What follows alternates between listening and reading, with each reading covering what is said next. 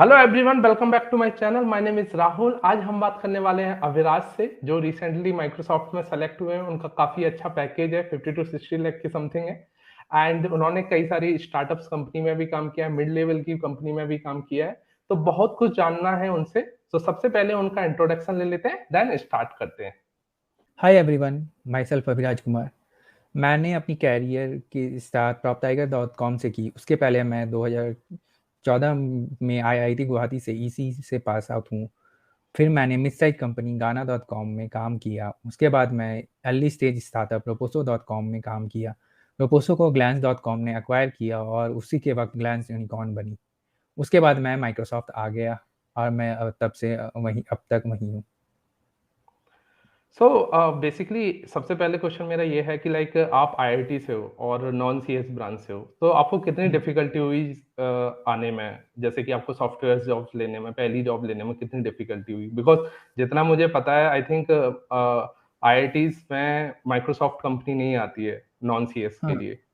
हाँ, ये तो आपके प्रोजेक्ट और आपके रिज्यूम ही आपके मतलब इंटरव्यू सिलेक्शन के क्राइटेरिया है। लेकिन हाँ, ये बात सच है, अगर आप आईआईटी से भी हो तो भी आपको बहुत कंपनी, मतलब अगर आप नॉन सीएस बैकग्राउंड के तो कंसीडर नहीं करती। इसका एक ही ऑप्शन था कि आपको प्रोजेक्ट बनाते रहने हैं। जब मैं बीटेक में था तो उस समय फायरफॉक्स के ऐड ऑन के थे, तो मैंने प्रोजेक्ट किए, फायरफॉक्स के कुछ ऐड ऑन बनाए और वही मैंने दिखाया रिज्यूमे। उसी के द्वारा कोई कंपनी ने मेरे सीवी को सिलेक्ट किए। तो आप आपके ज़माने में फायरफॉक्स ऐड ऑन तो नहीं चलती है, लेकिन एंड्रॉयड और आईओएस ऐप चलते हैं। तो आप एंड्रॉयड ऐप बनाइए, उसे पब्लिश कीजिए, कंपनी देखेगी। दूसरे है कि आपने गिटहब में कुछ कंट्रीब्यूट कीजिए। मैंने भी कुछ प्रोडक्ट किए थे और उसी के कारण मेरे रिज्यूमे सिलेक्ट होते गई।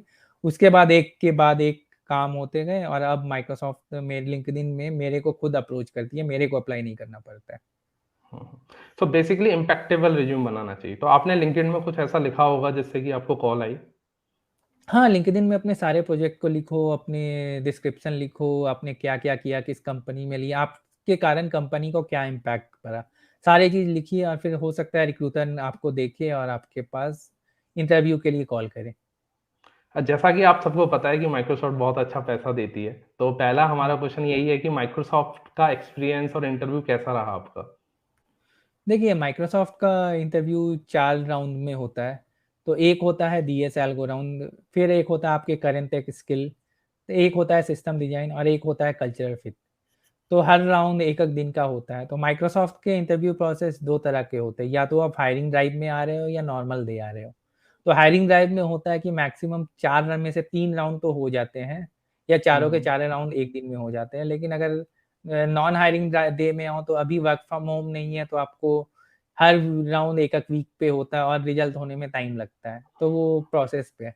तो मेरा तो हायरिंग ड्राइव में हुआ था। तो पहले दिन में मेरे 2 राउंड हुए और अगले फिर एक और दिन में फिर बाकी 2 राउंड होके इंटरव्यू प्रोसेस खत्म हो गया। अब हाई इंटरव्यू प्रोसेस में कल्चरल फिट बहुत इम्पोर्टेंट होता है और माइक्रोसॉफ्ट का कल्चरल फिट के लिए आपको ग्रोथ माइंडसेट रखना ज़रूरी है। आपको दिखाना है you are eager to learn new technology, new thing. और आप इंटरव्यू में अगर आप रिक्रूटर पूछते हैं, आप दिखा दें तो आपके ये हायरिंग राउंड, फाइनल राउंड में बहुत अच्छे रिजल्ट आने की संभावना है। तो जैसे आप माइक्रोसॉफ्ट में इंटरव्यू दिया, आपने जैसे स्टार्टअप्स में भी काम किया है, तो क्या डिफरेंस रहता है जनरली? जैसे स्टार्टअप कल्चर और जैसे एमएनसीज़ के कल्चर में क्या हुँ, डिफरेंस है? कोड वाइज़ भी, कल्चर वाइज़ और सैलरी वाइज़ भी, क्योंकि हुँ। लोगों को सबसे ज़्यादा सैलरी भी चाहिए, तो सैलरी वाइज़ भी हाँ। थोड़ा-सा बताना। देखिए, आप अगर मैं तीनों में आता हूँ। पहले आपका लर्निंग पे बात करता हूँ। तो लर्निंग आप कहिए कि दोनों कंपनी में अलग होती है। स्टार्टअप में क्या है, आप बहुत कोड लिखते हो, कोड लिखा हुआ नहीं रहता है।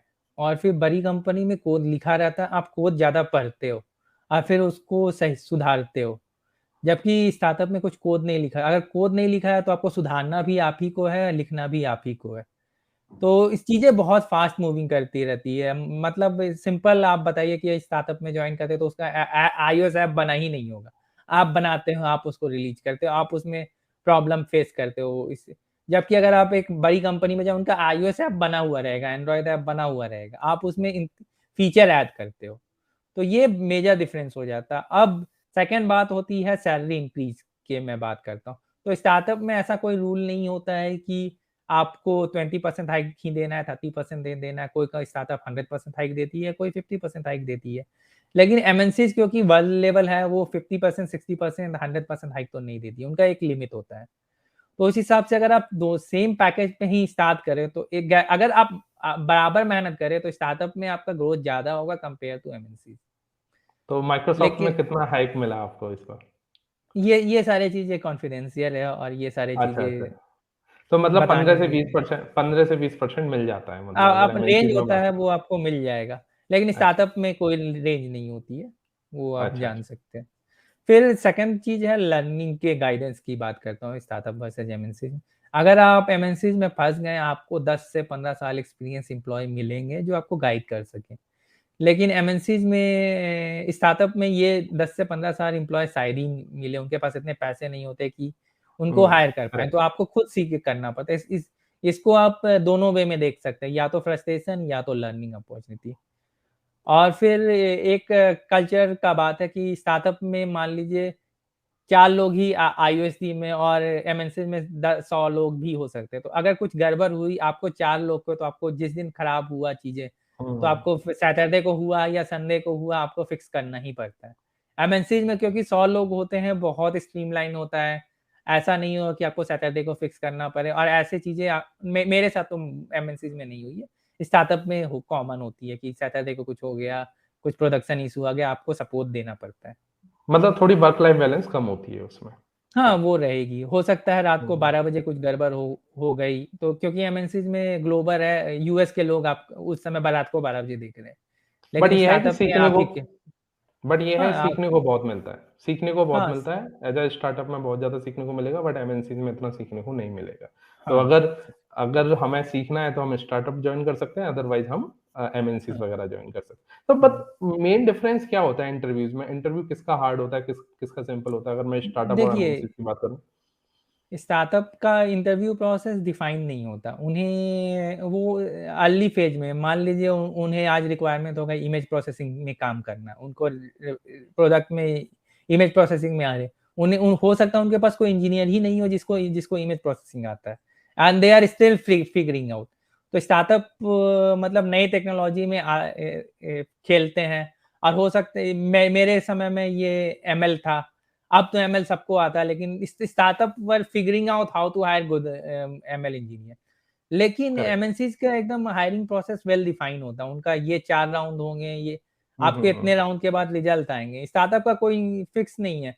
आज 2 राउंड ले रहे हैं, 1 महीने बाद 4 राउंड लेंगे, 1 महीने बाद 1 ही राउंड पे हो गए और क्योंकि स्टार्टअप में छोटी टीम होती है, 4 लोग रहे।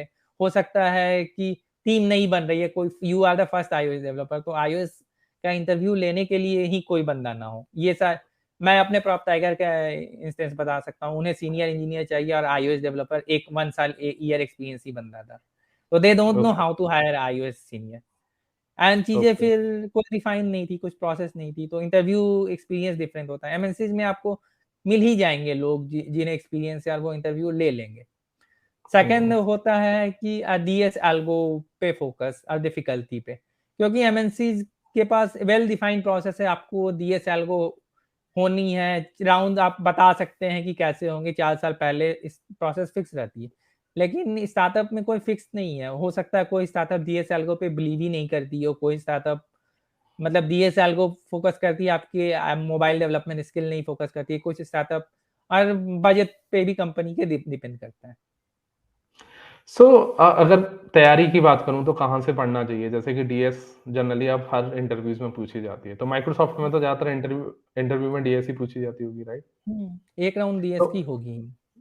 तो तो डीएस सिंपल सा में क्या सॉल्यूशन है, तो डीएस कहाँ से सिंपल सा पढ़ें और किस लेवल सिंपल सा तक के सॉल्यू क्वेश्चन पूछे जाते हैं?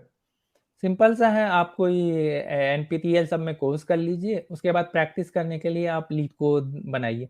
लीड कोड में भी हाथ बनाने की ज़रूरत नहीं होती है अनलेस एंड अनटिल आप बहुत एडवांस आर-एन-डी फेज़ पे जाएँ, लीड कोड मीडियम से आपका हो जाएगा। तो मीडियम लेवल के क्वेश्चन से हमारी प्रॉब्लम सॉल्व हो जाएगी। हुँ, सो अगर मिस्टेक्स क्या-क्या करते हैं जनरली कि हम ऐसी मिस्टेक्स ना करें जिससे कि हमारे चांसेस ज़्यादा बढ़ जाएँ सेलेक्ट होने के? तो इंटरव्यू में ऐसी देख कौन-सी मिस्टेक आपके एक्सपीरियंस के हिसाब से जो नहीं करनी चाहिए? देखिए लोग क्या करते हैं, कॉमन है, सीवी को अपडेट नहीं करते इंटरव्यू के लिए। आपका ने 2 साल पहले सीवी बनाया, वही माइक्रोसॉफ्ट में दे दिया और चीज़ें अपडेट नहीं रहती है। ये सारी गलती मैंने भी की है और इससे फिर मैं विद टाइम मैंने सुधारा है। फिर सेकंड होती है, आप इंटरव्यू देने आ रहे हैं, आपसे कोड लिखने में गलती हो गई, तो घबराना नहीं है, आपको लोग टेस्ट करके उसको दिखाना है कि हाँ, मेरे से गलती हुई। ग्रोथ माइंडसेट रखिए और फिर सामने सॉल्व कीजिए, कोई गलत नहीं होगा। अगर आप नर्वस हो जाते हैं, तो आपके चांसेस कम हो जाते हैं। कंपनी के बारे में पढ़ना, कंपनी के कल्चर को पढ़ना बहुत इम्पोर्टेंट है।